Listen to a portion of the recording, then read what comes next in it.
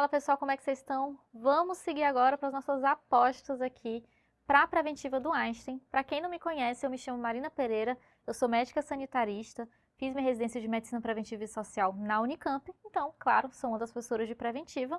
E sem mais delongas, vamos entrar aqui para vocês compreenderem quais são as apostas da Medway para a prova de preventiva do Albert Einstein. Mas antes, vamos relembrar aqui como é que a preventiva é cobrada de modo geral no Albert Einstein. Em primeiro lugar, pessoal, um ponto importante. A prova do Einstein e na preventiva também, ela costuma ser uma prova mais papo reto. O que eu quero dizer com isso? Aqui não é aquela prova que vai dar muita volta para perguntar para vocês o que eles querem saber. Aqui os enunciados geralmente são curtos, não costumam ser longos. As perguntas geralmente são diretas. Ele não dá muita volta mesmo. Eles costumam cobrar umas questões que têm aspectos mais conceituais, então é uma prova que vai cobrar os conceitos de vocês. E nessa mesma linha, eles acabam cobrando em alguns focos algumas questões com um teor mais decoreba, um teor mais de memorização. Então eles pegam essa decoreba geralmente relacionada a conceitos. Então eles querem que vocês conheçam os conceitos das coisas. E o que vale a pena a gente relembrar para o Einstein aqui e inclusive como uma aposta aqui da Medway para a prova de preventiva. Então, em primeiro lugar, dentro do foco dos perfis e indicadores demográficos, relembrar o que são os determinantes sociais em saúde. No SUS, relembrar os tipos alternativos de gestão, que sei que é uma coisa complexa para muitos de vocês. Dentro dos estudos epidemiológicos, relembrar quais são as especificidades dos ensaios clínicos, então vou trazer alguns conceitos específicos dos ensaios clínicos para vocês. Nas epidemias, endemias e pandemias, alguns conceitos específicos também são importantes. E para as notificações, também vou trazer alguns casos específicos. Então, daqui vocês já conseguem tirar que a prova do Albert Einstein, ela acaba cobrando algumas formas mais específicas de alguns assuntos e por isso também eles acabam alavancando um pouco a dificuldade das questões. Então, quando a gente estuda, não são questões que são difíceis, porém, eles cobram ali alguns aspectos mais específicos que fazem com que o assunto fique difícil para vocês, beleza? Então, vamos já desmistificar tudo isso, que aqui a gente já vai dar de mão beijada para vocês todas essas informações. Então, começando pelos determinantes sociais em saúde, o que é isso? Isso, e aqui, né, o Einstein, ele acaba cobrando alguns conceitos específicos, mas os determinantes sociais em saúde, de modo geral, eles vão ser aqui alguns fatores não médicos, fatores sociais mesmos, que vão influenciar os resultados da saúde das pessoas. Então, aqui vão ser condições nas quais as pessoas nascem, crescem, trabalham, vivem e envelhecem, e essas condições aqui sociais, elas vão ser determinantes para a condição de saúde da pessoa. São fatores sociais que determinam como é a saúde da pessoa, certo? E aí, para a gente compreender isso, alguns estudiosos, né, o Dahlgren e o Whitehead, criaram aqui o que eles chamam de modelo de Dahlgren e Whitehead. Usaram o nome deles e construíram esse modelo aqui, que é uma forma de organizar em uma forma de casca de cebola, porque a gente vai ter vários níveis aqui dentro desse modelo, é uma forma de organizar em casca de cebola os determinantes sociais em saúde. Então, a gente começa aqui em um aspecto mais individual e a gente vai indo para o final da nossa cebola, né? Então, para a coisa mais longe do centro, o mais longe do centro seriam os determinantes menos individuais, mais amplos, mais ali coletivos para a nossa população. Então, a gente começa com fatores bem individuais mesmos, como idade, sexo e fatores hereditários. Depois a gente vem para o estilo de vida dos indivíduos. Então, aqui a gente teria fatores relacionados ao estilo de vida da pessoa, como, por exemplo, a alimentação, né? Se a pessoa se diverte, se a pessoa faz esporte, etc., que vai poder trazer aqui algum problema de saúde para a pessoa. As redes sociais e comunitárias, então as redes sociais também podem ajudar ou atrapalhar dentro da pessoa em relação à saúde dela. Depois a gente tem algumas condições de trabalho e de vida, então a gente tem condições mesmo bem para o lado social, como o desemprego, a educação, que são coisas que estão intrínsecas ali na população. A gente tem população que tem uma educação maior, outra melhor, e isso é determinante para a saúde das pessoas. E por fim, alguns aspectos que são macrodeterminantes, que vão ser determinantes para todo mundo que mora ali, que são condições socioeconômicas, culturais e ambientais gerais. É uma coisa que não muda ali, uma pessoa ou outra ali, apesar de uma pessoa ter uma renda maior ou outra menor, essas condições socioeconômicas, culturais e ambientais gerais vão ser determinantes para todo mundo da mesma forma, certo? E aí, o que a gente tem aqui em termos do Einstein, né? O que o Einstein cobra de forma mais específica dentro do modelo de Dahlgren e Whitehead? Ele vai cobrar esses fatores aqui, que seriam da rede social e comunitária, até o fator mais individuais, né, de idade, sexo, fatores hereditários, eles chamam de fatores intrínsecos vinculados a cada indivíduo. Então, aqui a gente tem o primeiro nível para a prova do Einstein, que seriam esses fatores mais individuais aqui, que seriam esses aqui iniciais. A gente tem também o que a gente chama de fatores intermediários, que seriam as condições de vida e de trabalho.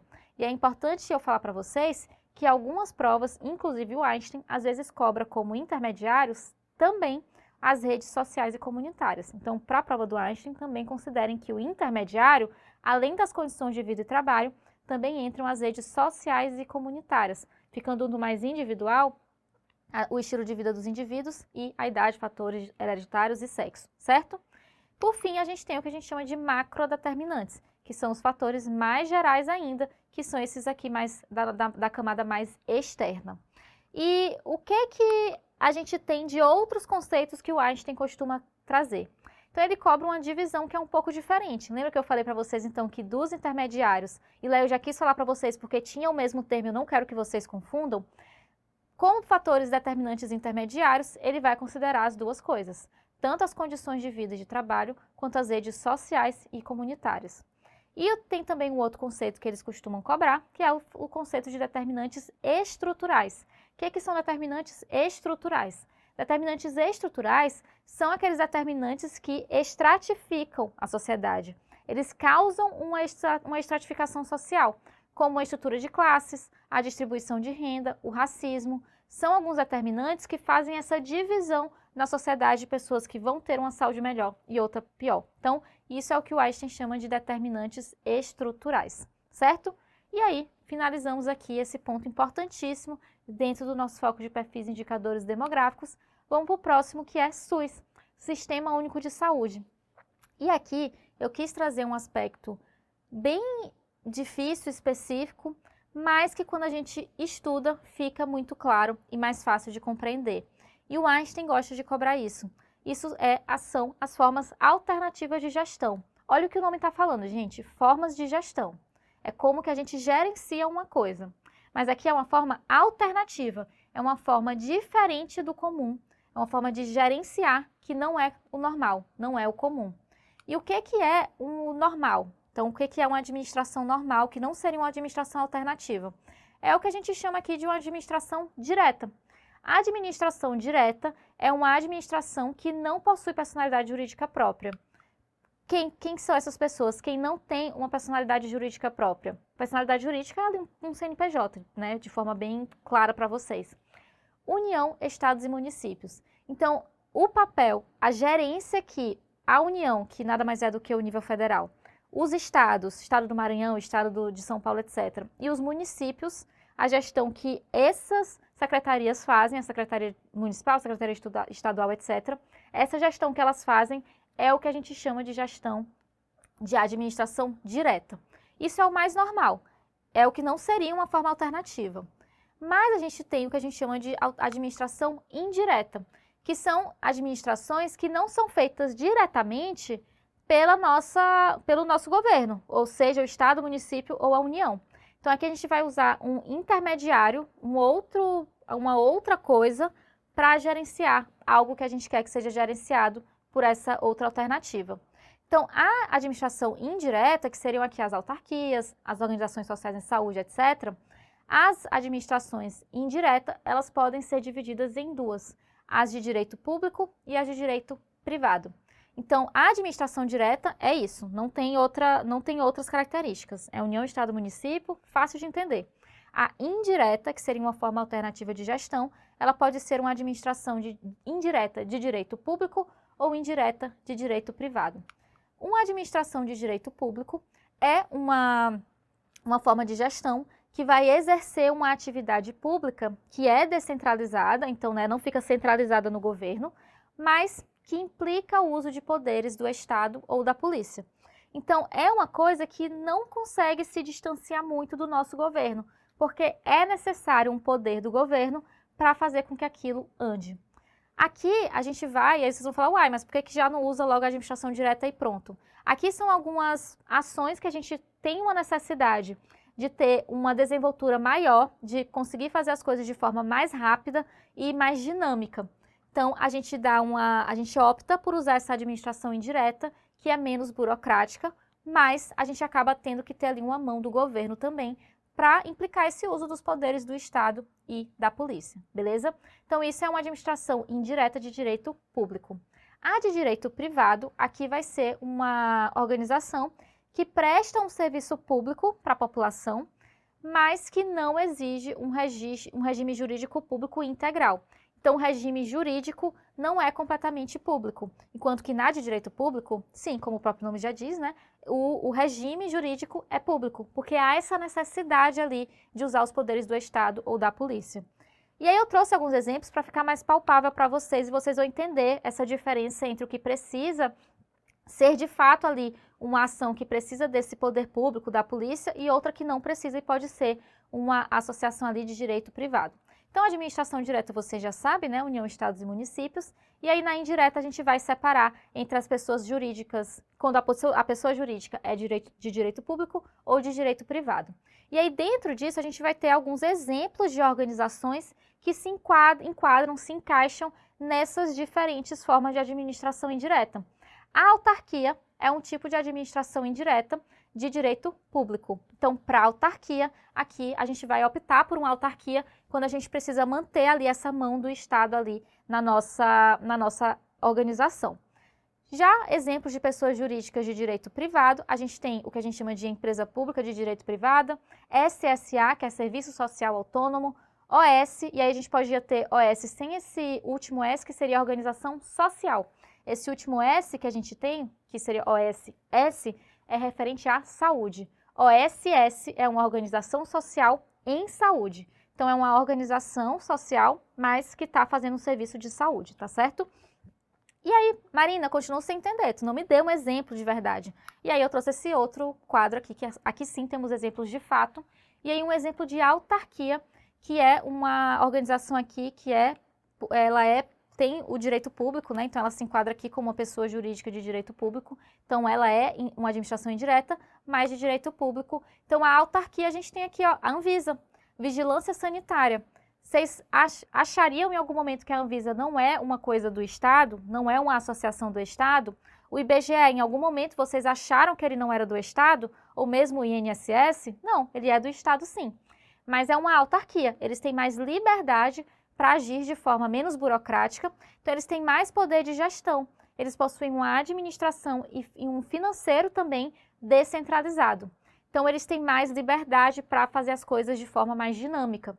Então, aqui a gente tem exemplos que deixam isso bem claro para vocês. Geralmente, na verdade, geralmente não sempre, essas autarquias elas precisam ser criadas por lei. A gente não pode, do nada, criar uma autarquia aqui e dizer que ela existe. Tem que ser criada em lei, tudo regulamentado e tudo mais. Então, todas essas aqui que vocês estão olhando foram criadas por uma lei específica que criou elas. Agora, vamos ver os exemplos das demais, que são as de direito privado.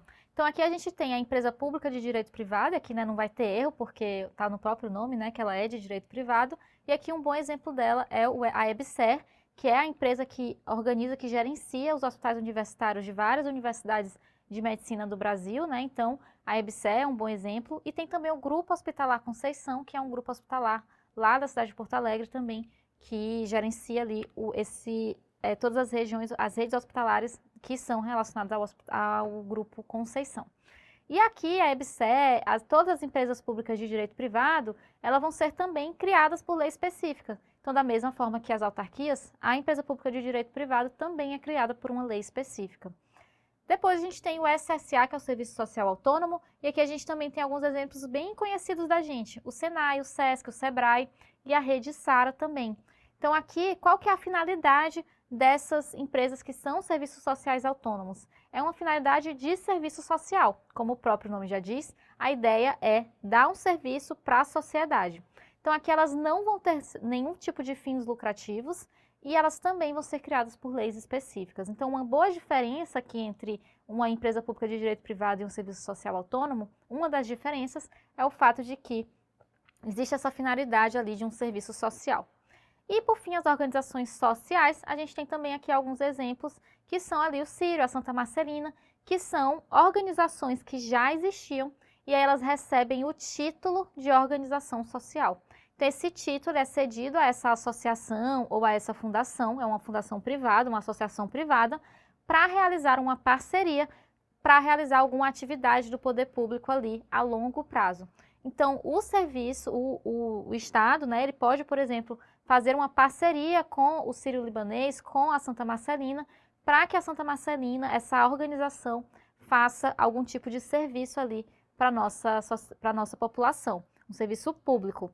Então, ela dá o título de organização social para essa organização e aí elas fazem ali um acordo de ter uma gestão de algum tipo de coisa. Por exemplo, na cidade de São Paulo, a gente tem várias unidades básicas de saúde sendo organizadas, gerenciadas por uma organização social, que é a Santa. Então, a Santa organiza ali, gerencia as unidades básicas de saúde e ela consegue fazer isso porque ela é uma organização social. Fechou? Entrando no nosso próximo assunto, a gente tem os estudos epidemiológicos e aqui eu quis trazer para vocês alguns conceitos específicos relacionados aos ensaios clínicos. Então, bora entrar nesses conceitos, começando por o que é um controle. Então, quando a gente vai fazer um ensaio clínico, de modo geral, a gente opta por fazer um ensaio que seja controlado. Então, ser controlado é quando a gente tem um grupo, que a gente vai fazer a intervenção de fato, e a gente tem um segundo grupo, que a gente chama de um grupo controle. Então, o grupo controle, ele vai servir para que a gente possa comparar os resultados desse grupo controle com o nosso grupo intervenção. Então, a gente faz nos dois grupos, tanto no controle quanto na intervenção, e a gente compara os resultados entre si. Só tendo um grupo controle, só se eu tiver esse grupo controle, eu consigo de fato ter segurança de que o resultado que eu encontrei naquele estudo, de fato aconteceu por conta da intervenção. Então, se eu encontro ali que na intervenção eu tive bons resultados e no controle eu tive resultados medianos e tudo mais, faço os meus testes estatísticos, faço tudo em termos de estatística que eu preciso e identifico que de fato houve ali uma melhoria com relação ao grupo intervenção, aí eu consigo dizer que aquilo aconteceu porque a minha intervenção é melhor. Também posso comparar para ver se não tem outros fatores ali fazendo com que aquele resultado tenha acontecido. Só com o grupo controle eu consigo identificar isso. Porque digamos que acontece algum tipo de efeito adverso, mas aí quando eu vou ver, aconteceu em ambos os grupos, tanto na intervenção quanto no controle. Aí eu consigo dizer que isso não tinha relação com a minha intervenção, e sim com algum outro tipo de aspecto que aconteceu ali em ambos os grupos, beleza? Então esse grupo controle me ajuda a me dar segurança de saber que aquele resultado realmente aconteceu pela intervenção. Próximo conceito é a randomização. Então a gente fala lá que a gente quer fazer um estudo, um ensaio clínico que seja controlado e randomizado. O que é a randomização? Randomização vem de random, que é aleatório. Então randomização é também chamada de aleatorização. É quando a gente faz uma seleção aleatória dos indivíduos. Falei random e nem expliquei. Random vem do inglês. Então random é, em inglês, aleatorização. Então por isso que é aleatório. Então é uma seleção aleatória, geralmente feita por sorteio mesmo. Então a gente sorteia as pessoas que vão participar ali. E o que que isso me ajuda? Isso me ajuda na prevenção do que a gente chama de viés de seleção, que é um viés que acontece quando eu seleciono as minhas pessoas de uma forma inadequada e aí eu tenho alguns resultados que acontecem não por conta de ser o que deveria acontecer mesmo, e sim porque a gente selecionou participantes que tinham uma predestinação maior a ter aquela coisa que a gente encontrou. Por exemplo, se eu quero avaliar uma droga que ela é uma droga para hipertensão, e aí eu vejo apenas pessoas que são idosas, aí eu vou ter ali, claro, a droga talvez não melhorando tanto a hipertensão daquelas pessoas. Enfim, algum tipo de... Essa seleção fez com que a gente tivesse esse viés no meu resultado, que não necessariamente é porque aquela droga é ruim, por exemplo, certo? Próximo conceito é o conceito de mascaramento. O mascaramento, que é também chamado de cegamento, é uma omissão sobre a qual grupo aquele participante pertence. Se ele pertence ao grupo controle ou ao grupo hipertensão. E aí a gente vai ter 4 tipos de mascaramento ou cegamento.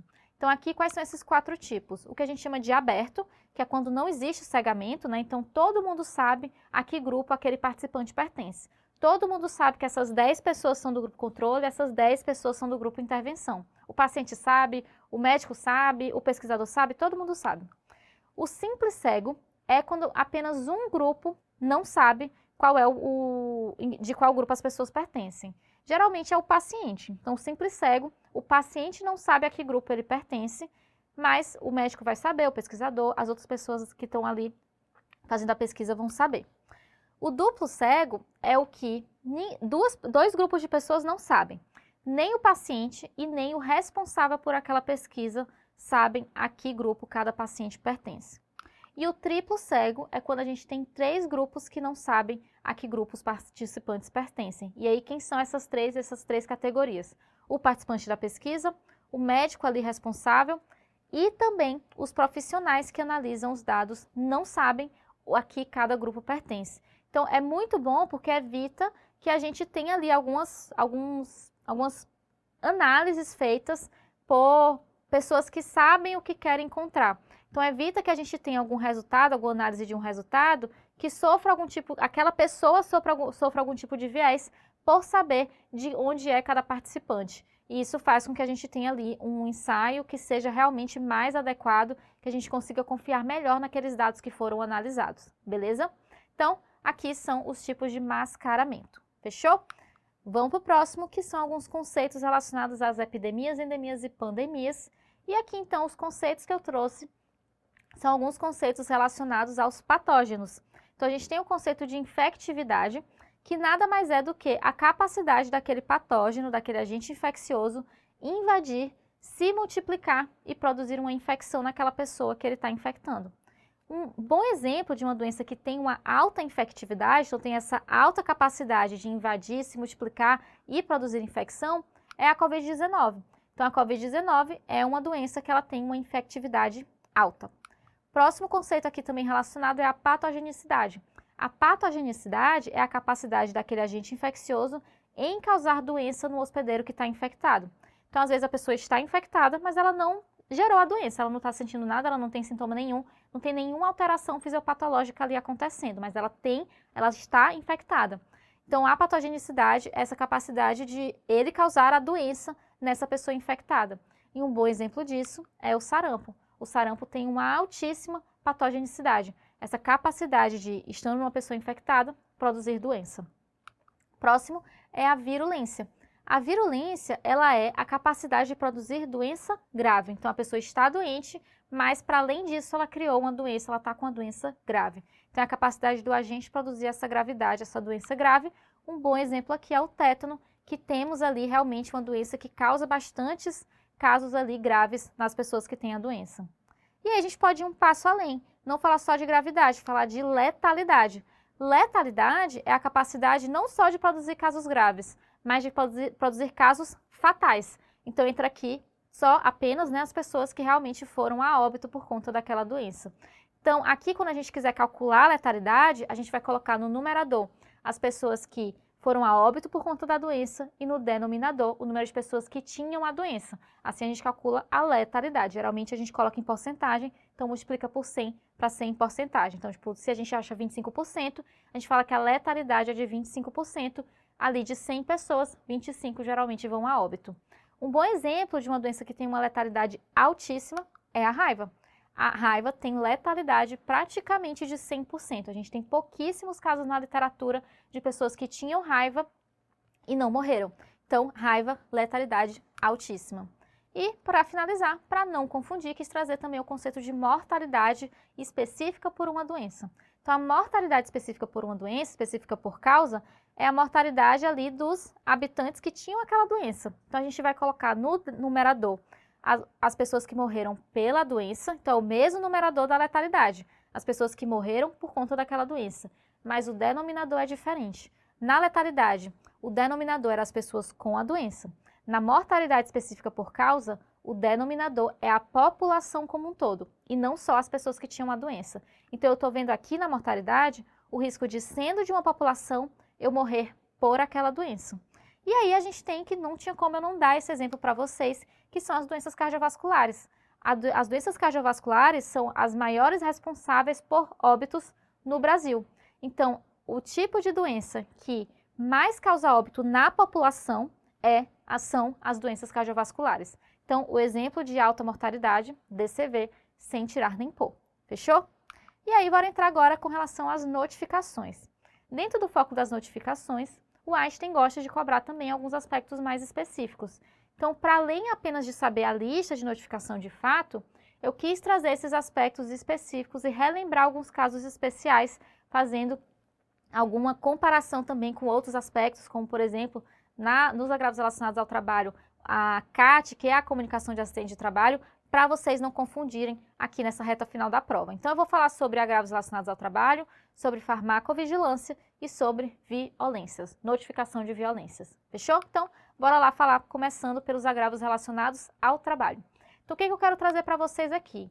Eu quero lembrar vocês que a notificação que a gente faz para vigilância epidemiológica, que são aquelas doenças que estão na lista nacional de notificação compulsória, essa notificação para vigilância, ela não é feita, ela é feita, quer dizer, independente do vínculo trabalhista daquela pessoa.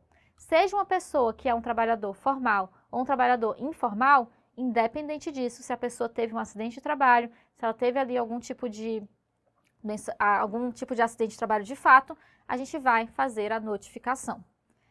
A CAT, que é o comunicado, a comunicação de acidente de trabalho, aqui já é diferente. Primeiro ponto, a CAT, ela não é uma notificação feita para a saúde. A CAT é uma comunicação que vai ser feita para o INSS. Então, é como se fosse uma notificação, mas não é uma notificação para informar a vigilância, como a notificação em saúde que a gente sempre fala para vocês. Então, a CAT é para o INSS. Notificação é feita para vigilância. Então, relembrando, a CAT a gente só vai fazer se o trabalhador for formal e a notificação, independente ali do trabalhador, se ele é formal ou informal, vamos fazer essa notificação porque a saúde precisa, a vigilância epidemiológica precisa saber de todos os casos que estão acontecendo de acidente de trabalho. Fechou? Então, notificação, sempre bom relembrar. Marina, e que tipo de trabalho, de acidente de trabalho a gente vai notificar? A gente tem duas linhas na nossa lista nacional de notificação. A primeira é relacionada aos acidentes com material biológico e essa é uma notificação feita de forma semanal. A gente só não precisa notificar no dia seguinte, podemos esperar até uma semana para notificar. E a gente tem uma atualização do ano de 2023. A segunda linha, ali em termos de notificações relacionadas a agravos relacionados ao trabalho, a segunda linha ela era sobre acidentes de trabalho grave, fatal e em crianças e adolescentes, mas mudou. Agora, lá na nossa lista nacional de notificação, não fala mais dessa forma, está escrito apenas acidente de trabalho. Ou seja, qualquer acidente que não seja de material biológico, porque ele já entrava na outra linha, já entra na outra linha, qualquer outro tipo de acidente tem que ser notificado também. Então, todo tipo de acidente de trabalho deve ser notificado. Agora, esses outros que não são relacionados ali a acidente com material biológico, os outros acidentes, vão ser de notificação imediata. Então, em até 24 horas a gente precisa notificar. Beleza? Então, a gente tem o acidente com material biológico, é de notificação semanal, e os outros acidentes é de notificação imediata. Beleza? Continuando para a próxima especificidade, é a farmacovigilância. O que é farmacovigilância? Farmacovigilância é uma notificação espontânea que a gente faz quando a gente tem uma suspeita de reação adversa ao medicamento ou algum desvio de qualidade do medicamento. E outro aspecto importante da farmacovigilância que vocês precisam saber é que a gente mantém uma vigilância constante, né? A gente mantém essa farmacovigilância por todo o tempo que o medicamento estiver liberado para consumo, liberado para comercialização. Isso nada mais é do que a última fase de um estudo para liberar um medicamento. As fases de estudos de medicamentos para liberar um novo medicamento. Porque a gente faz aquelas fases de ensaio clínico, etc, etc, mas a última fase nada mais é do que colocar esse medicamento em comercialização e manter uma farmacovigilância. Isso vai acontecer por todo o tempo em que aquele medicamento estiver sendo utilizado pela população. Manter uma vigilância constante. Marina, e essa notificação está lá na nossa lista nacional de notificação compulsória? Negativo. Aqui a gente está falando de uma vigilância, de uma notificação feita não para vigilância epidemiológica, é uma notificação feita para vigilância sanitária. Então, toda vez que a gente estiver diante de alguma suspeita ali de uma reação adversa ao medicamento ou mesmo um desvio de qualidade, por exemplo, o medicamento que veio com a caixa amassada, ou que veio sem o número correto de medicamentos ali, o medicamento que estava fora da validade sendo comercializado, qualquer desvio de qualidade, a gente vai poder notificar para a vigilância sanitária, certo? Mas, para vocês não confundirem, eu trouxe aqui o que tem relacionado aí a medicamento, efeitos adversos e tudo mais, para vocês não confundirem com relação à notificação feita para a vigilância epidemiológica, que é a que está na lista nacional de notificação compulsória, e a notificação feita para a vigilância sanitária, que é essa farmacovigilância que eu estou falando para vocês. Então, a gente tem dois sistemas que a gente vai fazer para essas notificações, o SINAM e o Vigimed. O SINAM, vocês já estão acostumados, porque é o Sistema de Informação Nacional relacionado aos agravos de notificação compulsória. No SINAM, a gente vai fazer, então, todas as notificações da vigilância epidemiológica, as que estão na nossa lista nacional de notificação compulsória. E o que está na lista de notificação compulsória relacionada aqui a efeitos adversos e tudo mais? Não tem relacionado a medicamento. Aqui vai ter relacionado a vacinação. Então, a gente vai fazer uma notificação para a vigilância epidemiológica quando a gente tiver um evento adverso grave ou óbito pós-vacinação. Então, aqui quem que vai notificar? Qualquer pessoa pode notificar, mas é obrigatório o profissional ou o estabelecimento de saúde fazer essa notificação. Já para o Vigimed, que é o que a gente vai fazer, que é um sistema específico para essa vigilância de medicamentos, para o Vigimed, a gente vai fazer tudo, vai fazer notificação de qualquer evento adverso, seja grave, seja simples, seja comum, seja raríssimo, qualquer efeito adverso que a gente tiver ou qualquer desvio ali naquele produto, a gente vai fazer essa notificação relacionada não apenas ao medicamento, relacionada à vacina também.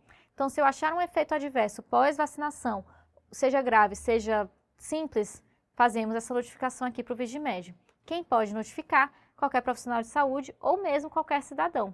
É importante eu falar para vocês não confundirem que no SINAM, essas notificações aqui da vigilância epidemiológica também podem ser feitas por qualquer pessoa que mora aqui pode fazer uma notificação. Mas não é tão fluido. Já no Vigimed é super fluido, porque quando a gente entra no sistema, que é um site normal, a gente consegue ser direcionado, caso a gente seja um profissional de saúde ou não. Então, para quem não é profissional de saúde, eles conseguem ter uma interface super amigável e não fica ali poluído com termos médicos nem nada desse tipo. É uma notificação diferenciada aí para essas pessoas que não têm conhecimento médico, não têm conhecimento de saúde, para elas também poderem fazer essa notificação. Então, aqui também qualquer cidadão pode fazer e tem esse acesso facilitado. Então, recapitulando, Vigimed, a gente vai fazer eventos adversos a medicamentos e vacinas, além de outras possíveis coisas ruins que acontecem algum desvio de qualidade ali daquele medicamento ou daquela vacina, ele é para vigilância sanitária. Para o SINAM, a gente vai fazer só o que está na lista nacional de notificação compulsória, que são eventos adversos graves ou óbitos pós-vacinação, e é para vigilância epidemiológica, beleza? Para finalizar, finalizando aqui a nossa aula, vamos relembrar alguns casos especiais, vamos relembrar sobre as violências. Então, nas violências, a gente tem aqui que para notificação, a gente vai realizar essa notificação, ela é realizada apenas para gerar dados. Então, aqui na violência, não tem nenhuma relação com a abertura de um BO, por exemplo. A gente vai fazer a notificação para a vigilância epidemiológica, porque isso está na nossa lista nacional de notificação, mas eu não preciso, por exemplo, exigir que a minha paciente faça um BO. Ó, só vou fazer a notificação se você abrir um BO, um boletim de ocorrência, de jeito nenhum. Eu sou obrigada a fazer a notificação, porque eu sou um profissional de saúde, independente do boletim de ocorrência. Outro ponto importante acerca das violências. A notificação ela é sigilosa e compulsória. Compulsória significa obrigatório. Então, eu nunca vou poder quebrar esse sigilo com a paciente. Então, eu vou fazer essa notificação. Na ficha de notificação vai ter os dados dessa paciente, mas esses dados da paciente elas vão direto para o sistema de informação e esse dado não vira público nem nada desse tipo. Então, a gente pode falar para os nossos pacientes que eles não precisam se preocupar, que ninguém vai saber sobre essas informações. E a gente vai fazer a notificação também para a vigilância epidemiológica, né? Como falei para vocês, é a notificação que está ali na nossa lista de agravos de notificação compulsória e é uma vigilância feita ali, uma notificação feita para a vigilância epidemiológica. Quando que eu faço essa notificação? Já na suspeita. Eu não preciso nem confirmar o caso. Por quê? porque é muito difícil de confirmar os casos de violência. Eu não vou, por exemplo, lá na casa da pessoa ver se ela está sofrendo uma violência doméstica, por exemplo. Então, a pessoa me falando, eu já acredito e já nessa suspeita já coloco. E para além disso, às vezes a pessoa não me fala por algum tipo de medo, algum tipo de receio. Mas se eu suspeito daquela violência, eu já posso notificar, não preciso nem perguntar para a pessoa se está acontecendo de fato aquela violência, beleza? Também temos duas linhas aqui dentro da nossa lista de notificação compulsória. A gente tem a linha da violência doméstica e ou outras violências, e essa é uma notificação a ser feita de forma semanal. Já para as violências sexual e para a tentativa de suicídio, tem que ser uma notificação feita de forma imediata, em até 24 horas. Por que a violência doméstica e outras violências não são de notificação imediata e sim semanal? Porque a notificação, as outras violências, elas são muito comuns. Então, como é muito comum, seria muito ruim para a gente fazer essa notificação a cada 24 horas, toda vez que uma violência dessas chegasse. Já a violência doméstica tem um aspecto que as violências domésticas costumam ser crônicas. Por elas costumarem ser crônicas, não faz muita diferença quando a gente suspeita se a gente notifica ela agora ou daqui a uma semana. Por acaso eu suspeitei dessa violência nesse exato momento, eu poderia suspeitar daqui a uma semana. Então, para a vigilância epidemiológica, não faz muita diferença ali se a gente leva essa informação amanhã ou daqui a uma semana. Já a violência sexual, a gente pode precisar ter ações mais rápidas da vigilância epidemiológica, assim como a tentativa de suicídio. Então, é importante a gente fazer essa notificação o mais rápido possível, beleza?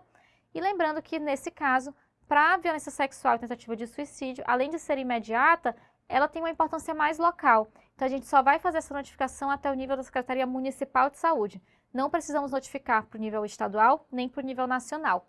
E as semanais, todas são só até a Secretaria Municipal de Saúde, por isso que eu nem coloquei aqui para vocês, porque sempre, independente de qual for o agravo, se for uma notificação semanal, é só até o nível da Secretaria Municipal mesmo. Beleza, pessoal? Então era isso que eu tinha para falar para vocês aqui. Essas são as nossas apostas aqui com relação à prova do Einstein da preventiva. Pra cima, a gente se vê. Até mais.